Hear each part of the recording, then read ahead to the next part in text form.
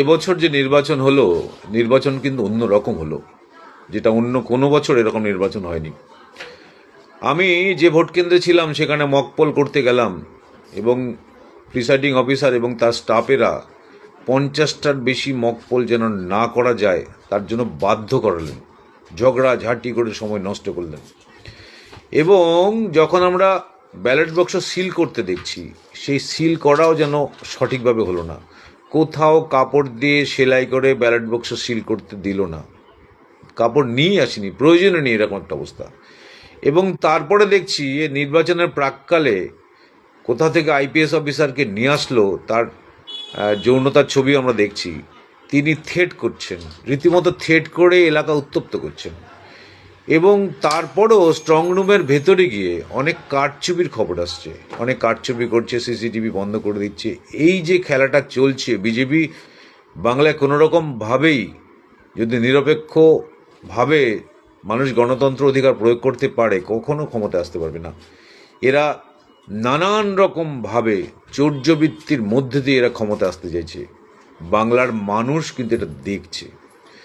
এবারের নির্বাচন সম্পূর্ণ আলাদা রকম, মানুষের উপর অনবরত একটা প্রেশার, এবং যারা বিজেপির কর্মী তারা জিতবে না জেনেও এমন একটা আচরণ করছে যেন তারা জিতেই গেছে। মানুষের রায় কিন্তু তাদের সঙ্গে নেই। এরা মানুষের গণতান্ত্রিক অধিকার থেকে মানুষকে সরাচ্ছে। এর জবাব কিন্তু সামনের দিনে দিতে হবে। আমরা দেখেছি এর আগেও এদের বিভিন্ন নেতা কর্মী যারা বিভিন্ন সময় রাস্তায় বেরোয়, তারা কিন্তু প্রচুর সিকিউরিটি নিয়ে বেরোয়, সিকিউরিটি ছাড়া ওরা বেরোতে পারে না। কেন কি, মানুষের জনসমর্থন এদের সঙ্গে নেই। মানুষ যে কোনো সময় এদের আক্রমণ করতে পারে, সেটা ওরা আগে থেকেই জানে। সে কারণে এবার নির্বাচন কিন্তু সম্পূর্ণ অন্যরকম। মানুষের গণতান্ত্রিক অধিকার এরা কিভাবে খর্ব করবে, কিভাবে চুরি করে ভোটে জিতবে, এটাই যেন হয়ে গেছে এদের আদর্শ। সেই কারণে আমি এই ভোটের পরে পরে আমাকে বিভিন্ন জেলা থেকে, বিভিন্ন রাজ্য থেকে আমাকে বহু মানুষ ফোন করছে। দিল্লি থেকে ফোন করছে মেসেঞ্জারে, আমাকে বিহার থেকে ফোন করছে, আমাকে উত্তরপ্রদেশ থেকে ফোন করছে, এবং প্রচুর ফোন আমাকে করছে উড়িষ্যা থেকে, এবং প্রচুর ফোন করছে আমাকে ত্রিপুরা থেকে একদম রেকর্ড ফোন, এবং আসাম থেকে।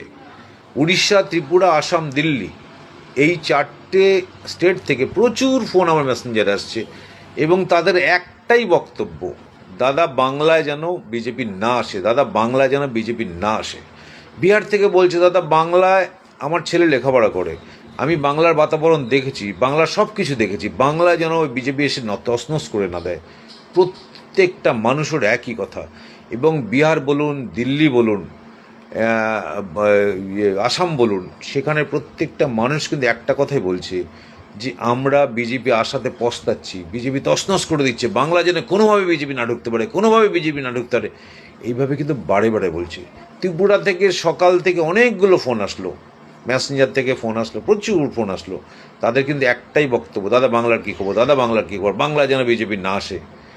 বিজেপি যে একটা মারাত্মক একটা মরণ রোগ, একটা মানে কি বলবো, একটা ধ্বংসাত্মক একটা দল।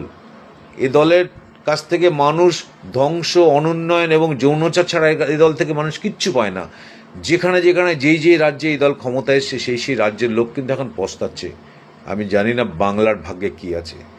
এরা বাংলার গণতান্ত্রিক অধিকার প্রয়োগ করিয়ে বাংলার মানুষের কাছ থেকে ভোটে জিতে ক্ষমতায় আসবে, সেটা ওরা কখনো করে না। এরা কিভাবে যেন তেন প্রকারণা, চুরি করে, ডাকাতি করে, ব্যালট বক্স ছিনতাই করে, ব্যালট বক্স পাল্টে, নানা রকমভাবে এরা নানান পদ্ধতিতে এরা কিন্তু বাংলায় ভোটে দিতে চাইছে।